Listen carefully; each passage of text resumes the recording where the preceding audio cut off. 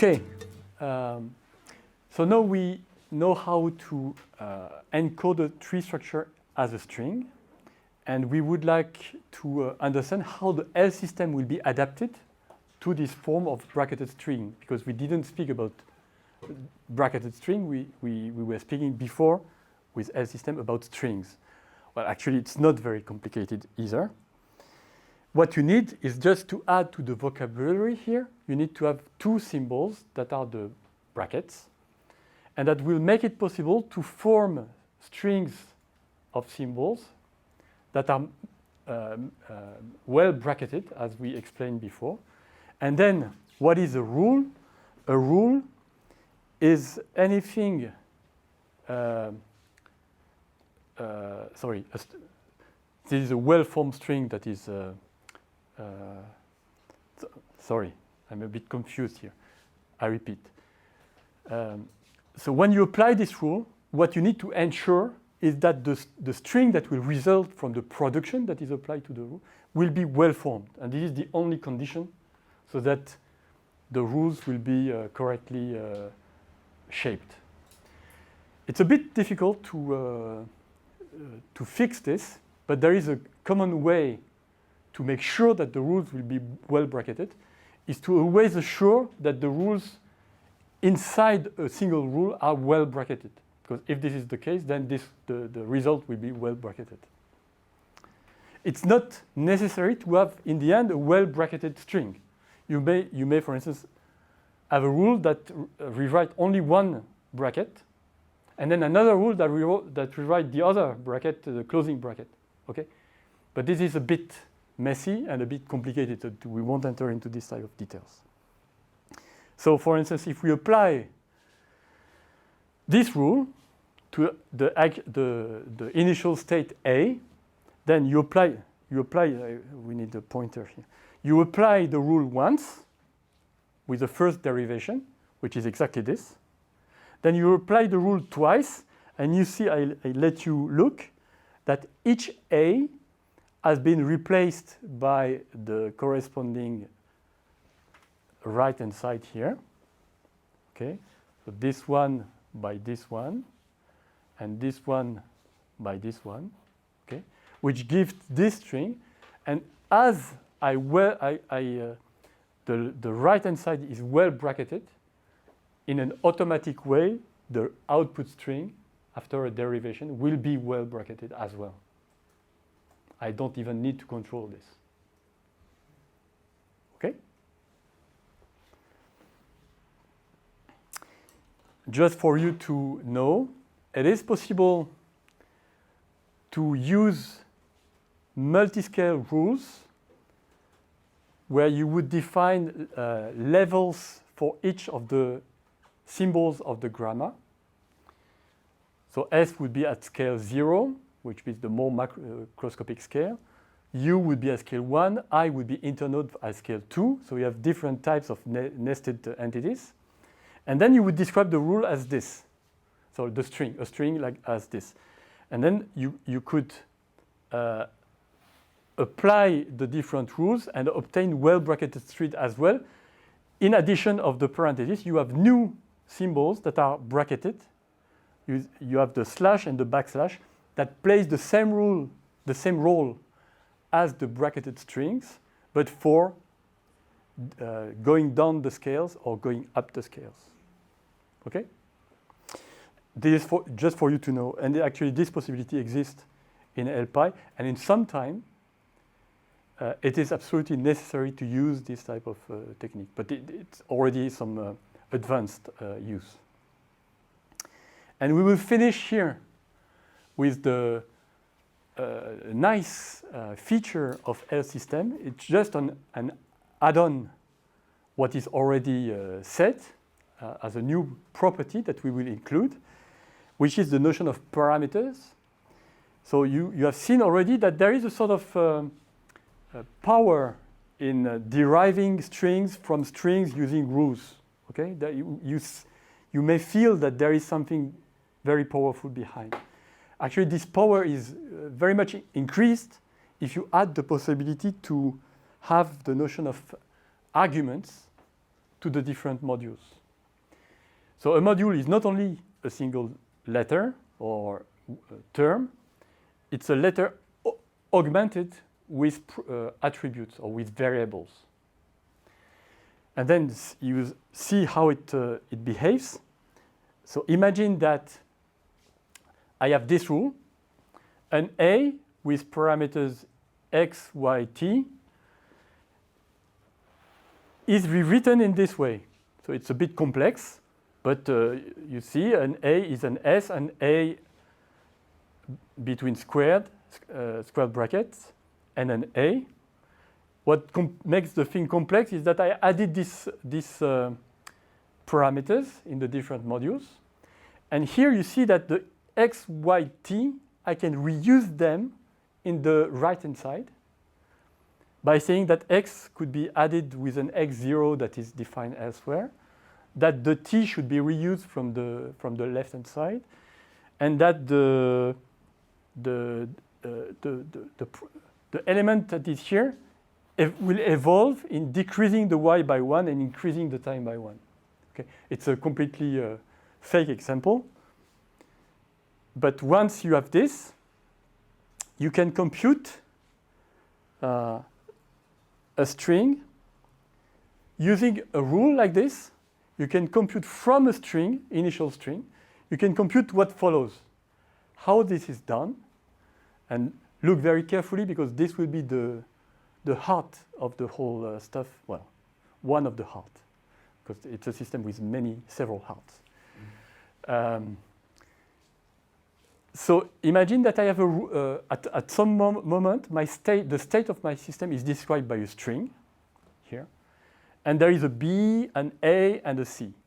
The C has no arguments, has no parameters. The B has 2, and the A has 3. Now I have this rule, and this rule is able to match an A. So I'm going to scan the string until I find an A, and then you see that the x, y, t will take the value of the corresponding parameter if I want to make the match. Okay? So I can match this with this if x is equal to 3, y is equal to 0.8, t is equal to 10.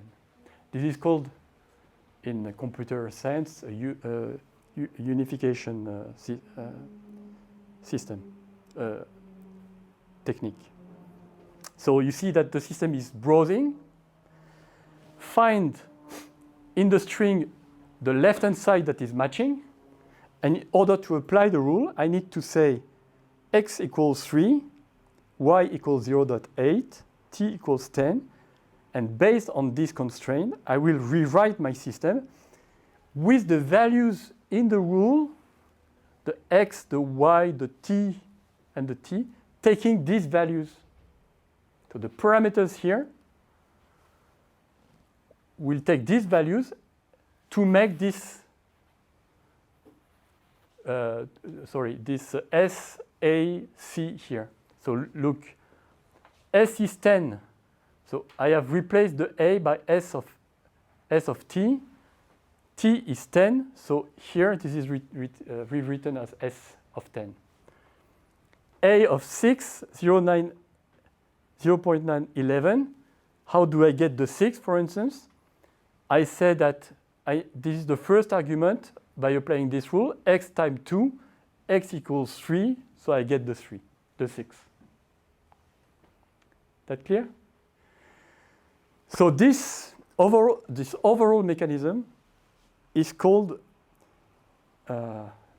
it's a derivation, but this mechanism here is called the pattern matching mechanism or the filtering mechanism sometimes.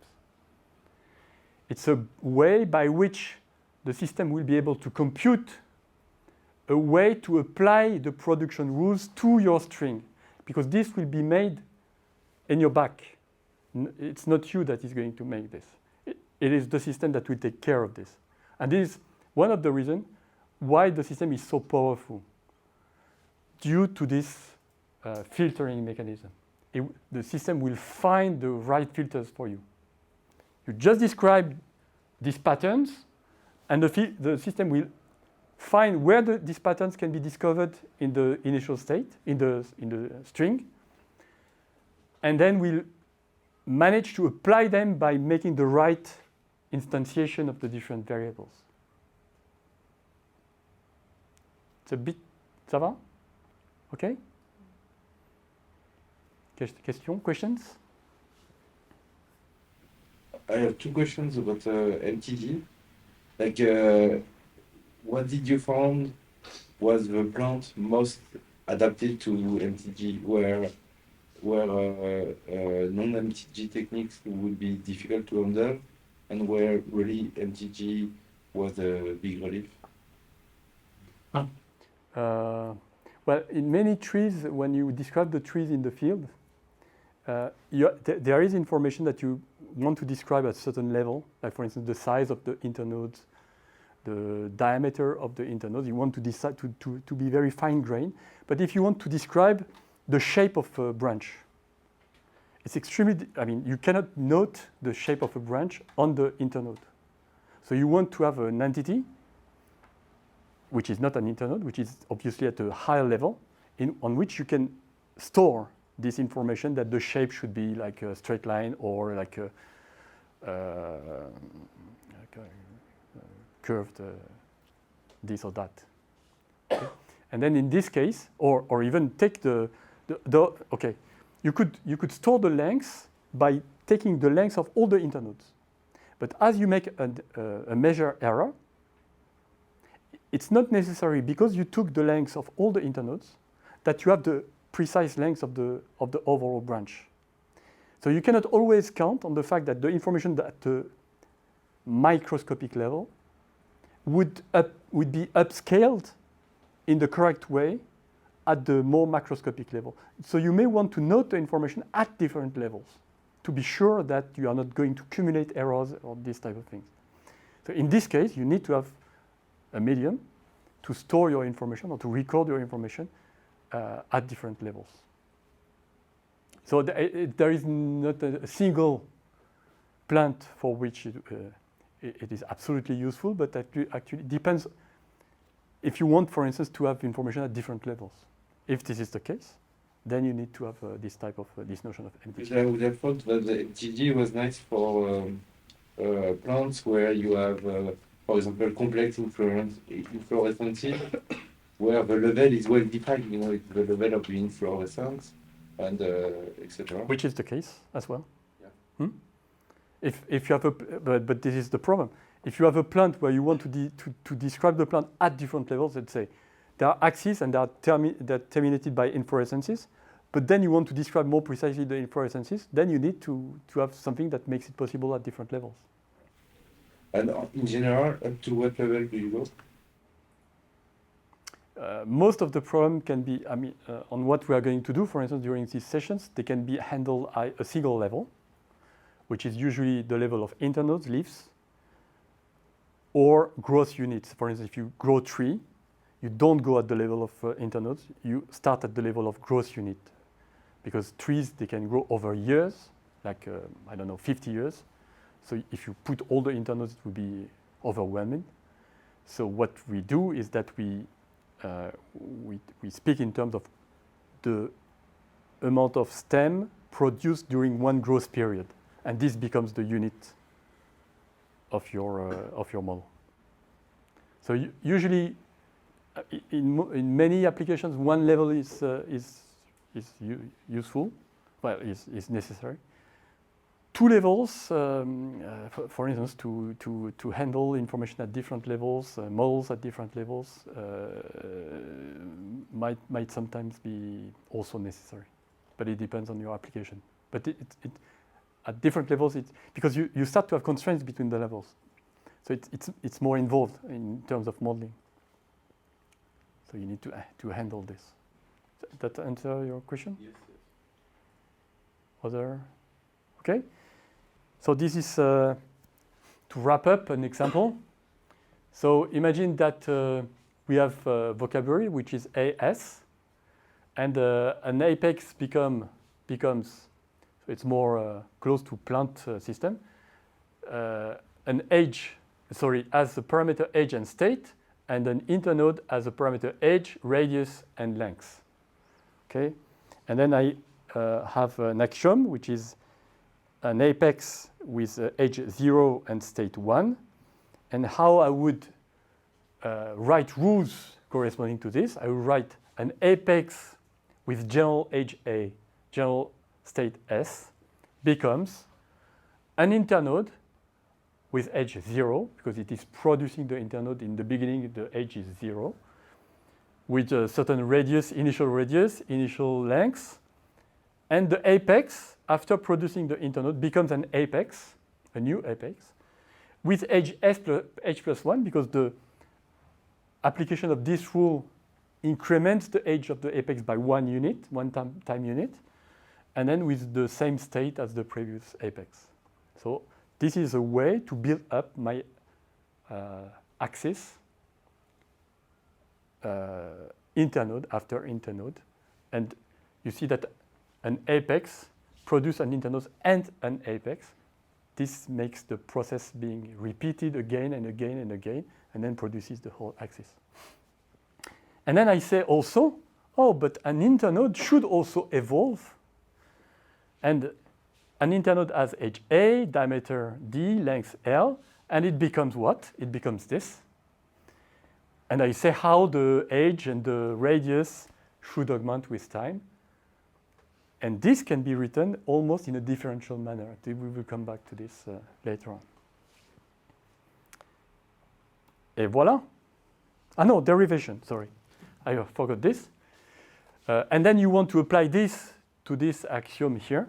And this is how it would apply. So the first derivation would give this rule instantiated. Let's say you see that the age is 0 here, and it becomes 1 here. Okay, because the age should be augmented by 1 unit when I apply the rule. And the I is given exactly this value, because the A is an initial value. But no, if I want to apply the derivation to this, I have to derive the I and also the A. The I will evolve according to this rule, and the A will evolve according to this rule. And you see and you see that now I have two I's in the system, because there is the one that is the evolution of the first one here, that is here, and the second that is the newcomer due to the application of the second rule involving the A. Clear? And shouldn't we merge them together, the twice? Which one? The I's? Yeah, alors, no, they are not merged together, but their geometry, in the end, could be merged together, and you will see how to do this, because you will have a segment, I, then another segment, I, and imagine that I have a rotation here, I, and you see that at this point, the junction is badly placed, badly rendered. So what we have is you have a certain command that makes it possible for something that is on the same axis to link all these elements and to create this type of more smooth stem. And this is done automatically for you. So this is, I don't remember who asked this question this morning. This, for instance, this type of, it is coded once and for all in the system. So imagine that you would have to recode all this. It's super complex. So this is why, and actually this type of passage from detailed resolution to higher resolution, which is a bit smoother, it's coded in the system, and you don't, it's one command, it's 2 letters. So it's the reason why having a high-level language in order to create models of plants is extremely useful, because you don't need to rethink everything. And I think this is it for this first half.